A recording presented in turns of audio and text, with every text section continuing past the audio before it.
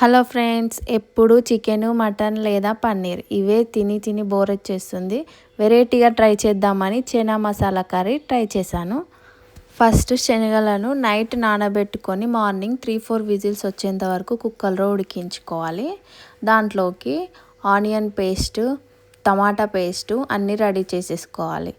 Next gas పైన కడాయి పెట్టేసుకొని దాంట్లో ఆయిల్ వేసుకోవాలి. ఈ కర్రీలోకి ఆయిల్ ఎక్కువనే పడుతుంది. నెక్స్ట్ ఆయిల్ వేసుకున్న తర్వాత మసాలాకు సంబంధించిన ఐటమ్స్ వేసేసుకోవాలి. అవి ఆయిల్లో ఫ్రై చేసుకోవాలి. ఫ్రై అయిన తర్వాత మనం ఫస్ట్ ఆనియన్ పేస్ట్ చేసుకున్నాం కదా, ఆనియన్ పేస్ట్ని ఆయిల్లో ఫ్రై చేసేసుకోవాలి. ఆనియన్ పేస్ట్ ఫ్రై అయిన తర్వాత దాంట్లో కరివేపాకు కూడా వేసుకొని ఫ్రై చేసేసుకోవాలి. నెక్స్ట్ అల్లం వెల్లుల్లి పేస్ట్ వేసుకొని ఫ్రై చేసేసుకోవాలి.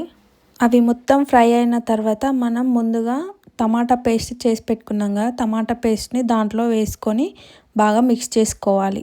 టమాటా పేస్ట్ని కూడా ఆయిల్లో బాగా ఫ్రై చేసుకోవాలి, పచ్చివాసన పోయేంత వరకు ఇలా బాగా ఫ్రై చేసుకోవాలి.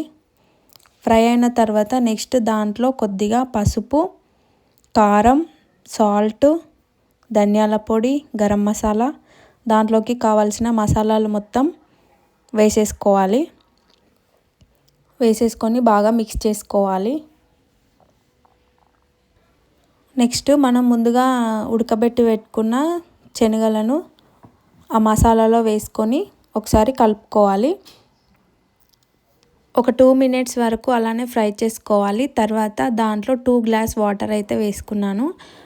మీకు కావాల్సినంత గ్రేవీ వరకు చూసుకొని వేసుకోవాలి. అది ఉడికిన తర్వాత కొంచెం దగ్గరకు వస్తుంది కదా, కొద్దిగా ఎక్కువనే పోసుకోవాలి. ఇలా ఆయిల్ మొత్తం పైకి వచ్చేంత వరకు మూత పెట్టుకొని బాగా ఉడికించుకోవాలి. తర్వాత మొత్తం బాగా ఉడికిన తర్వాత క్యాప్ తీసేసి దానిపైన కొత్తిమీర వేసుకొని కలుపుకోవాలి. అంతే, చనా మసాలా కర్రీ రెడీ. దీన్ని చోలే భటూరే అని కూడా అంటారు. చాలా వెరైటీ పేర్లతో పిలుస్తారు. టేస్ట్ బాగుంటుంది. చపాతీలోకి, పూరీలోకి బాగుంటుంది. ఒకసారి ట్రై చేసి చూడండి. ఈ వీడియో మీకు నచ్చింది అనుకుంటున్నాను. మరిన్ని వీడియోస్ చూడాలనుకుంటే మా ఛానల్ని సబ్స్క్రైబ్ చేసుకోండి. అలాగే లైక్ చేయండి, షేర్ చేయండి. మరొక వీడియోతో కలుద్దాం. బాయ్.